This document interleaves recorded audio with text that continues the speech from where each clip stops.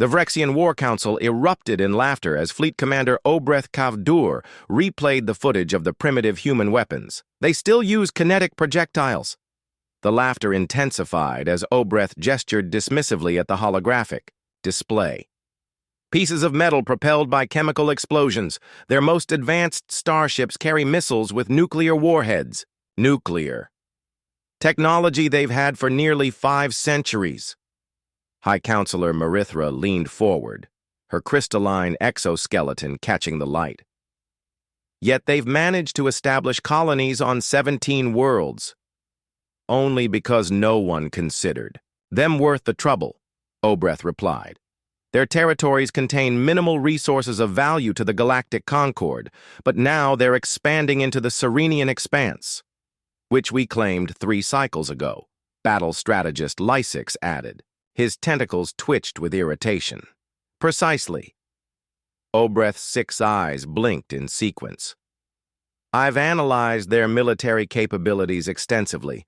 Their largest warship, which they call a dreadnought, carries fewer weapons than our standard patrol cruisers. Their armor cannot withstand even our lowest-grade plasma weapons. Their most elite soldiers still rely on primitive body armor that our standard-issue disruptors will penetrate without difficulty. Strategic Director Veloxy, the oldest member of the Council, raised a withered claw. I suggest caution. The humans have surprised other species before. Obreth scoffed. With respect, Director, those were minor skirmishes against equally primitive forces. The Vrexian Armada has conquered 37 species across 12 galactic sectors. Our smallest battle group could eliminate their entire defense fleet. Very well, Marithra nodded. Prepare an expeditionary force. Nothing excessive. We don't want to waste resources. Commander Obreth, you will lead. I'll depart within the day, Obreth said, mandibles clicking with anticipation. Our first target will be their outpost on Proxima Centauri 3. It's their furthest colony from Earth and lightly defended. The conquest should take less than 1 standard rotation. As the council adjourned, Director Veloxy approached Obreth privately. Commander, I urge you not to underestimate these humans. What threat could they possibly pose? Obreth's derision was palpable. Their weapons technology is millennia behind ours. It's not about their technology, Veloxy said. The Saurians once engaged humans in a border dispute. Their reports mentioned an unusual tenacity. When confronted with superior force, humans don't retreat as logic would dictate. They become unpredictable. Unpredictability is no match for overwhelming firepower, Obreth replied. 3 cycles later, Obreth's confidence remained unshaken as his command ship dropped out of fold space near Proxima Centauri III. His battle group consisted of just 5 vessels, 2 assault cruisers, 2 frigate-class ships, and his command carrier. The minimal force was itself a message of contempt. Scan the colony, he ordered. Lieutenant Draz manipulated the sensor controls. Detecting approximately 8,000 human life signs. Their orbital defenses consist of 2 small patrol ships and 3 defensive platforms. Laughable, Obreth said. Establish communication with their leadership. The view screen flickered to life, revealing a human female with dark skin and close-cropped silver hair. Her expression remained neutral as she regarded the alien commander. I am Captain Mazarin Cole of the Proxima Defense Force. Identify yourself and state your intentions. Obreth's mandibles clicked in amusement. I am Fleet Commander Obreth Kavdur of the Vrexian Armada. Your species has encroached upon territory claimed by the Vrexian Empire.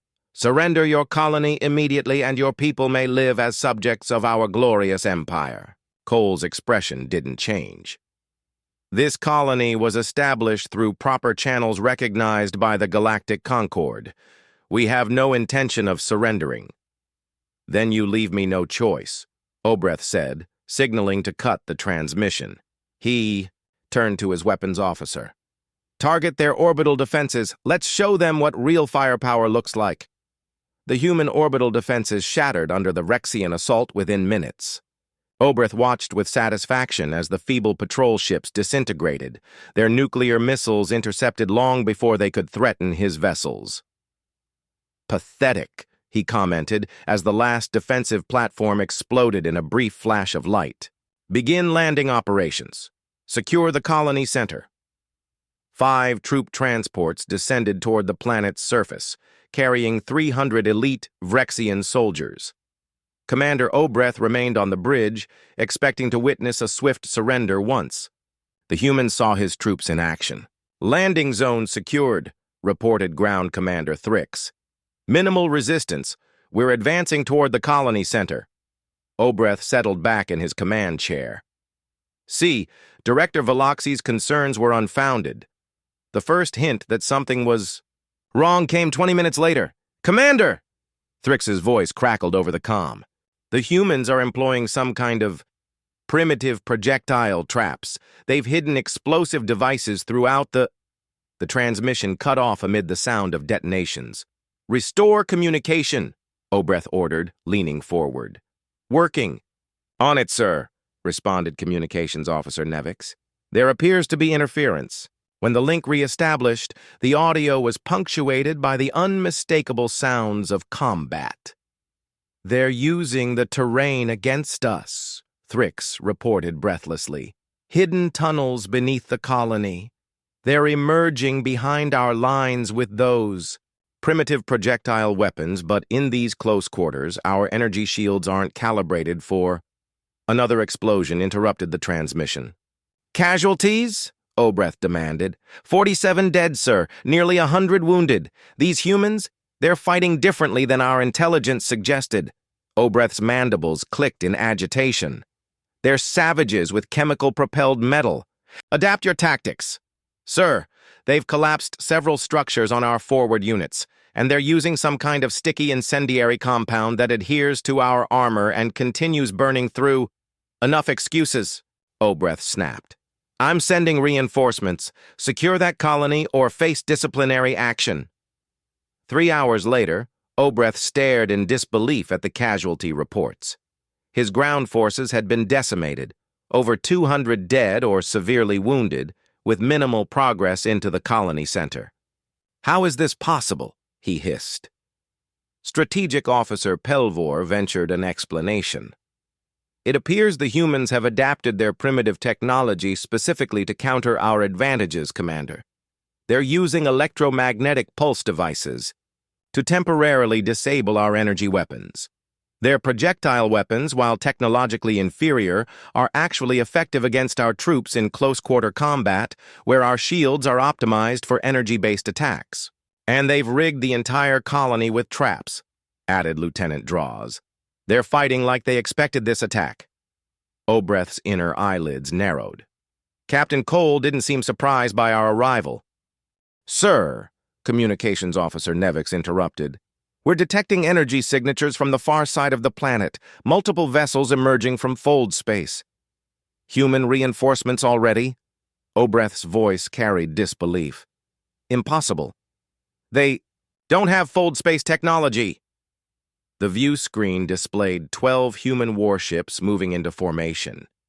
"Sir," Nevix's voice faltered. "They're not broadcasting human identification signatures." Commander Obreth felt a chill penetrate his exoskeleton as realization dawned. The humans weren't the ones who were trapped. "All vessels. Combat positions," Obreth barked as the unidentified ships accelerated toward them. "Raise shields to maximum." "Sir." "Receiving transmission from the lead vessel," Nevix reported. The view screen activated, revealing a reptilian figure with iridescent scales and slitted amber eyes. Obreth recognized the species immediately. Tazarian, one of the founding members of the Galactic Concord. "This is Admiral Severus of the Galactic Concord Peacekeeping Force," the figure announced, voice resonating with authority. "Vrexian vessels, you are in violation of Concord Treaty 7329. Power down your weapons and prepare to be boarded." Obreth's mandibles clicked rapidly, a sign of extreme agitation. "Admiral Severus, there must be some misunderstanding." We are simply addressing a territorial incursion by these humans. No misunderstanding, Commander, Severus replied coldly. The human colony on Proxima Centauri III was established with full Concord approval 3 standard years ago. Your presence here constitutes an unprovoked act of aggression. Impossible, Obreth sputtered. The Vrexian Empire claimed the Serenian Expanse. Your claim was rejected by the Concord Council due to prior agreements with the human government. Severus's expression hardened. You have 1 standard cycle to comply with, our orders or face immediate consequences. The transmission ended, leaving Obreth momentarily stunned. He turned to his strategic officer. Pelvor, did you know about this? Pelvor's antennae drooped. The War Council assured me our claim was legitimate, Commander. Rage surged through Obreth. He had been set up, sent to provoke a conflict based on false information. But why? The political implications swirled through his mind as he assessed his tactical options. 5 Vrexian vessels against 12 Concord ships. The odds were impossible.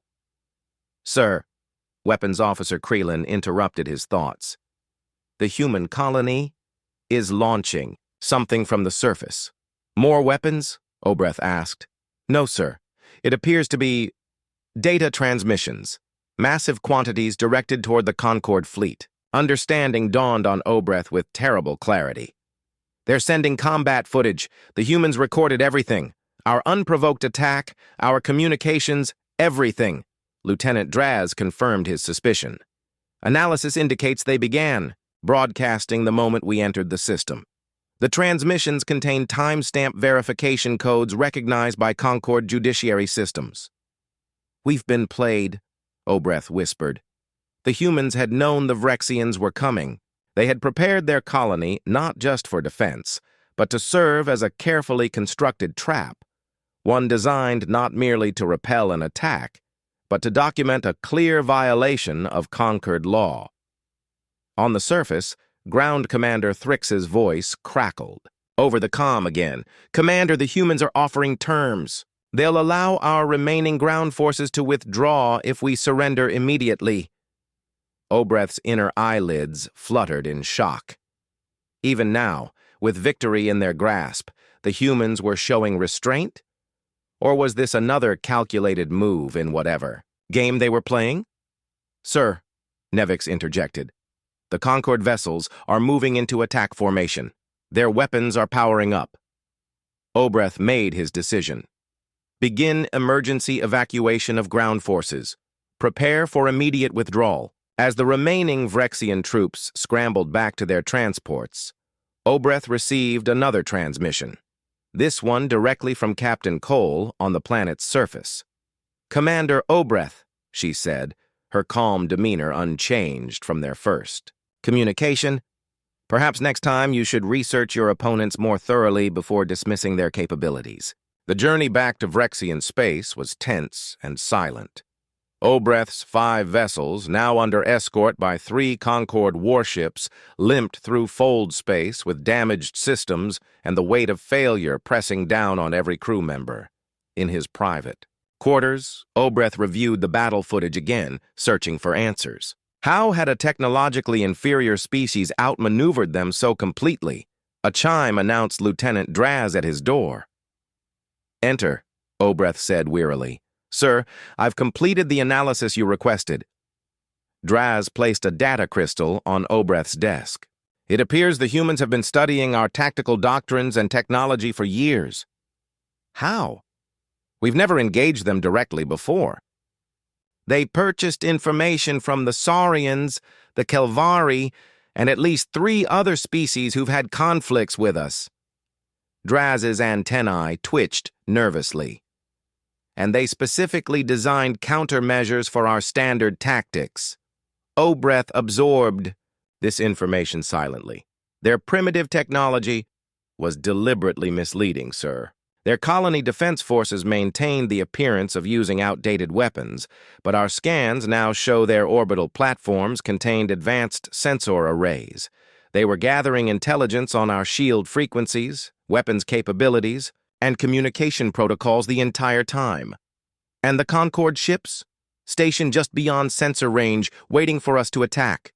The humans filed contingency plans with the Concorde 6 months ago, claiming they had intelligence suggesting we might violate their territory.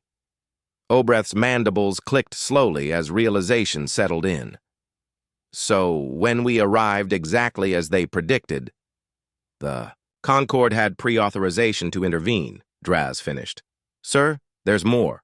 The data packet the humans transmitted to the Concorde ships contained evidence that our War Council falsified territorial claims. They had documentation proving our government knew the region was already allocated to human expansion. The implications were staggering. This wasn't just a military defeat, it was a catastrophic diplomatic incident that could undermine the Vrexian Empire's standing in the galactic community. How did they obtain internal Vrexian documents? Obreth demanded. Unknown. Sir, but human intelligence operations have been historically underestimated. They emphasize what they call human intelligence. Infiltration and recruitment of assets, rather than purely technological solutions. As they approached Vrexian space, Obreth received the expected transmission from High Command ordering him directly to the capital for immediate debriefing. The message contained something else, a subtle warning from an old ally that he was being positioned as the scapegoat for the entire operation. Upon landing at the capital spaceport, Obreth was met not by military personnel but by representatives from the diplomatic corps, an unprecedented development that confirmed his suspicions. The Vrexian government was already in damage control mode. Commander Kavdur, the lead diplomat, Felixian, greeted him with formal stiffness. Your presence is required at an emergency session of the High Council. The council chamber was filled beyond capacity when Obreth arrived. Representatives from every major Vrexian house were present, along with, most surprisingly, a human delegation. High Counselor Marithra called the session to order. Commander Obreth Kavdur, you stand before this council to account for your unauthorized military action against a sovereign human colony, resulting in significant casualties and a formal censure from the Galactic Concord. Unauthorized? Obreth couldn't contain his shock. I acted on direct orders from this council. No such orders exist in our records, Marithra replied coldly. Our investigation indicates you exceeded your authority based on faulty intelligence, that you failed to properly verify. This is absurd, Obreth protested, his voice echoing through the council chamber. Every member of this council approved the operation. I have the authorization codes to prove it. Codes that could have been falsified, countered Marithra smoothly. Or perhaps misinterpreted by an overzealous commander seeking military glory. Obreth's inner eyelids narrowed as he surveyed the chamber. The political maneuvering was transparent. Now, he was being sacrificed to preserve the council's reputation. His gaze fell upon Director Veloxi, who sat silently at the far end of the chamber, expression unreadable. I request a formal inquiry with truth verification, Obreth demanded, invoking an ancient right that even the council couldn't easily dismiss. A murmur ran through the assembled dignitaries. Truth verification would require all parties, including council members, to submit to neurological scanning during testimony. Before Marithra could respond, the leader of the human delegation stepped forward. Ambassador Venora Isolde was tall for a human, with pale skin and striking violet eyes, a genetic modification uncommon even among her own species. If I may address the council, she said, her voice carrying a subtle harmonic quality that instantly commanded attention. Marithra hesitated, then nodded reluctantly. The United Earth government is not interested in pursuing punitive measures against Commander Kavdur personally, Ambassador Isolde stated. Our concern is with policy, not individuals. We have submitted comprehensive evidence to the Galactic Concord demonstrating that the Vrexian territorial claim to the Serenian expanse was submitted with full knowledge of prior human settlement rights. She activated a holographic display, showing internal Vrexian communications, documents that should have been impossible for humans to access. These records indicate the decision to challenge our presence in the expanse was made at the highest levels of Vrexian government, with full awareness of potential military conflict. The chamber erupted in chaos. Counselors shouted accusations of espionage, while others demanded to know how secure communications had been compromised. Ambassador Isolde waited patiently until Merithra restored order. The method by which we obtained this intelligence is irrelevant to its accuracy, which the Concord has independently verified. What matters is the path forward. She turned directly to Obreth. Commander, would you say the engagement at Proxima Centauri III gave you insight into human military capabilities? Obreth considered the question carefully, aware that the Council was watching his response closely. It demonstrated that conventional assessments of human military doctrine were incomplete. A diplomatic answer. Isolde smiled slightly. Allow me to be more direct. Humanity deliberately maintains the appearance of technological inferiority in certain sectors while focusing our innovation in less obvious directions. The weapons your forces encountered at Proxima Centauri III represented perhaps 10% of our actual military capability. The chamber fell silent. We could have destroyed your entire battle group, she continued calmly. Instead, we chose restraint and documented your aggression for legal recourse. This was not mercy, but calculation. We prefer diplomatic solutions, when available. She turned back to the Council. The United Earth government proposes a mutual defense treaty between our species, including technology exchange programs and joint military exercises. The proposal was so unexpected that even Merithra seemed momentarily speechless. You wish an alliance? After we attacked your colony? Obreth couldn't contain his surprise. Ambassador Isolde's expression remained serene. We prefer to convert potential adversaries into allies whenever possible. Your empire possesses resources and territorial positions valuable to human interests. We offer technological innovations that would benefit Vrexian defense capabilities. A mutually beneficial arrangement is preferable to conflict. As the implications of her offer rippled through the chamber, Obreth noticed something in the ambassador's eyes, a calculating intelligence that reminded him of the most dangerous predators on his homeworld. The humans hadn't just outmaneuvered the Vrexian military, they had orchestrated this entire scenario to force a diplomatic opening that would have been impossible through conventional channels. 3 standard months after the Proxima Centauri incident, Commander Obreth Kavdur found himself in an unprecedented position, serving as military liaison to the newly established Human-Vrexian Cooperative Defense Initiative. The diplomatic fallout had been severe, but contained. Several council members, including Merithra, had been forced to resign when the truth verification process confirmed their knowledge of the fraudulent territorial claims. Director Veloxy, now elevated to High Counselor, had appointed Obreth to his current role specifically because of his first-hand experience with human tactics. Still analyzing our battle footage? Asked a familiar voice.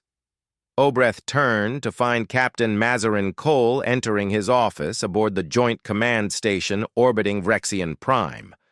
Her presence here, the very officer who had commanded the colony, defense forces at Proxima Centauri, was yet another calculated move by the humans. I've reviewed it 73 times, Obreth admitted. Each viewing reveals new subtleties in your strategy. Cole nodded, taking a seat across from him without waiting for an invitation. A small but deliberate breach of Vrexian protocol that Obreth had come to recognize as typical human behavior. We knew you'd underestimate us, she said plainly. Most species do. It's our greatest advantage. Because you deliberately project technological inferiority. In some areas, Cole acknowledged, we maintain certain archaic elements in our visible military infrastructure precisely because they create false assumptions. Obreth's mandibles clicked in what humans had come to recognize as rueful amusement. Primitive kinetic weapons that somehow penetrated our advanced armor. Depleted uranium rounds with programmable fragmentation patterns, specifically designed to exploit the molecular structure of Rexian battle armor, Cole corrected. We've been quietly studying your technology for decades through trade samples and salvage purchases. The revelation didn't surprise Obreth anymore. The past months had revealed the extent of human intelligence gathering, subtle, patient, and far more extensive than any species had suspected. You could have developed energy weapons comparable to ours, Obreth observed. We have them, Cole replied casually.